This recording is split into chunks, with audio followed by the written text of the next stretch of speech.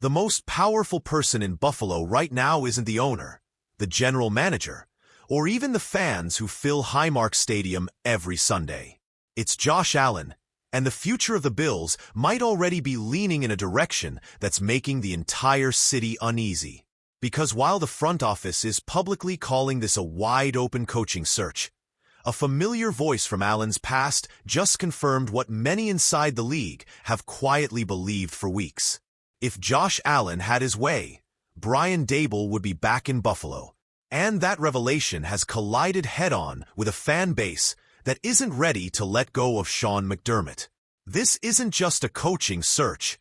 This is a power struggle between loyalty and ambition, between comfort and evolution, and between what Buffalo was and what it desperately wants to become. And buried inside this decision is a question that could define the next decade of Bills football. Are the Bills building around Josh Allen the quarterback, or Josh Allen the decision-maker? Team owner Terry Pegula didn't leave much room for interpretation when he spoke about the process. He made it clear that Josh Allen isn't just being informed. He's being involved, consulted, heard, and in Pegula's words, Allen is going to play a major role in selecting the next head coach of the Buffalo Bills. That single sentence changes everything. Because once your franchise quarterback is part of the decision-making process, the search stops being theoretical. It becomes personal. And for Josh Allen, no coach is more personal than Brian Daboll. Former Bills wide receiver Tanner Gentry didn't mince words when asked about the connection. He described Daboll as the best defensive mind he's ever been around, said Allen loves him, and emphasized that Daboll is a great motivator who genuinely cares about his players. That's not coach speak. That's someone who lived in that building, watched the dynamic daily, and saw how deeply intertwined Allen's development was with Daboll's presence. Gentry's opinion carries weight because he was there. He saw the meetings, the practices, the late-night adjustments, and more importantly, he saw the relationship when cameras weren't rolling. The first 4 seasons of Josh Allen's career happened under Brian Daboll. Those years didn't just shape Allen's stat line. They shaped his identity. When Allen entered the league, he was raw, erratic, and wildly polarizing. A big arm with questionable accuracy, drafted on projection more than production. Daboll took that gamble and slowly turned it into one of the most feared offensive weapons in football. The transformation peaked in 2020, when Allen threw for over 4,500 yards and 37 touchdowns, finishing second in MVP voting and dragging Buffalo into the AFC's inner circle. Allen himself has never hidden how much Daboll meant to that growth. He once called Daboll the most influential coach of his career, someone he talked to every single day, someone who pushed him without breaking him. That kind of trust isn't common in the NFL, and it doesn't disappear just because a coach leaves town. Their relationship went beyond playbooks and film study. They supported each other through personal loss, leaning on one another during the deaths of their grandmothers in consecutive years. In a league built on transactional relationships, that matters. It creates loyalty, and loyalty doesn't vanish when things get complicated. Now Daboll has already interviewed for the Bills' vacant job. He doesn't need to sell himself to the organization. He knows the building. He knows the culture.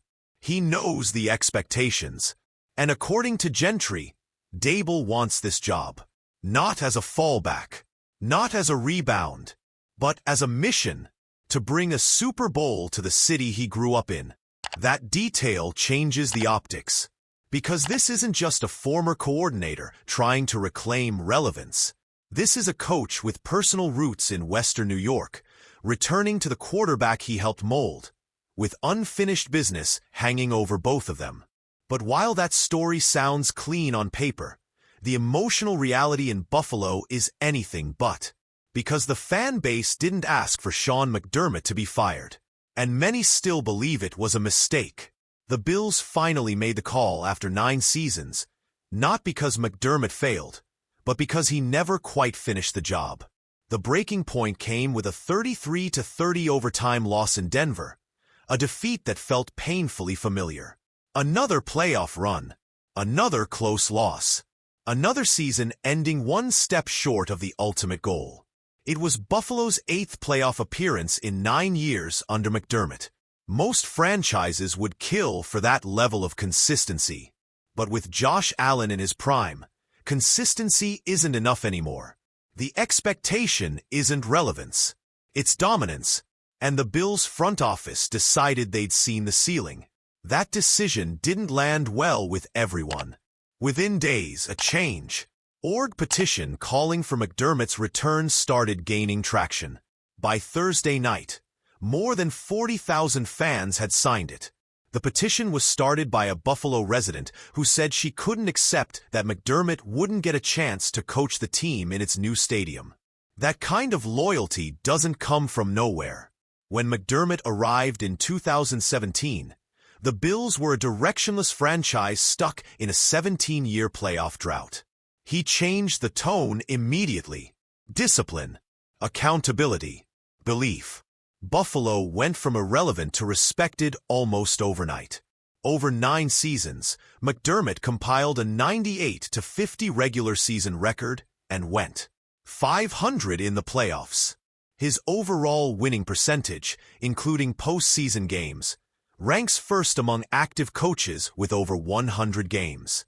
He led the Bills to 7 straight seasons with double-digit wins. Those aren't empty numbers. That's sustained excellence. But context matters, because McDermott's tenure also coincided with Josh Allen's rise.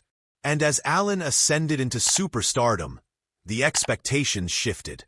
Close losses stopped feeling noble. Deep playoff runs without a Super Bowl started feeling like failures. The most complicated part of McDermott's legacy is what happened when Brian Daboll left. Daboll departed Buffalo after the 2021 season to become the head coach of the New York Giants. In his first year, he took a roster nobody believed in and went 9-7-1, earning Coach of the Year honors. It looked like confirmation that Daboll was the missing piece all along. Then reality hit. The Giants collapsed. Injuries, roster limitations, and front office dysfunction piled up. Since the start of the 2023 season, New York went 11-33. Daboll was fired after a 2-8 start this year, becoming another reminder that success in the NFL is never linear. That downfall has become ammunition for McDermott supporters. To them, Daboll isn't a savior. He's a risk, a coach who thrived once but couldn't sustain it. Someone whose failures in New York raise legitimate questions about whether his success in Buffalo was more about Josh Allen than anything else. And that's where this story gets uncomfortable. Because if Josh Allen wants Brian Daboll, the organization is listening. Pagula made that clear. But should they? When a quarterback starts influencing coaching hires, the line between empowerment and overreach gets blurry. The Bills aren't just choosing a coach. They're choosing an identity. Bringing Daboll back would signal a full commitment to maximizing Allen offensively, even if it means reopening old wounds and risking fan backlash. Keeping McDermott would have meant stability, familiarity, and a belief that the formula just needed better luck. But the Bills chose change. And now that change is being shaped by the quarterback who defines the franchise. That's why this moment feels so pivotal. Because Josh Allen isn't just picking a coach he likes. He's potentially deciding how much responsibility he wants to carry. If Daboll returns and it fails, there will be no one else to point to. The fingerprints will be obvious. At the same time, if it works, the payoff could be massive. A reunited quarterback and play caller, older, wiser, and more desperate than ever to finish what they started. Bills Mafia is split right down the middle. One side clings to the man who ended the drought and restored pride. The other looks at a Lombardi-less resume and says time's up. And hovering over both sides is Josh Allen, holding influence he's never had before. This isn't about disrespecting Sean McDermott. It's about acknowledging the brutal reality of the NFL. Windows close fast. Patience runs out faster. And when you have a quarterback like Josh Allen, the clock is always ticking louder than you think. So here's the real question. Should the Bills trust the instincts of their franchise quarterback, even if it divides the fan base? Or should they prioritize stability and culture over personal preference? Because whatever decision Buffalo makes next won't just define the next season. It will define the Josh Allen era. And once that choice is made, there's no petition in the world that can undo it. Was this the right move by the Bills front office? Or are they letting emotion and loyalty cloud a decision that demands cold precision?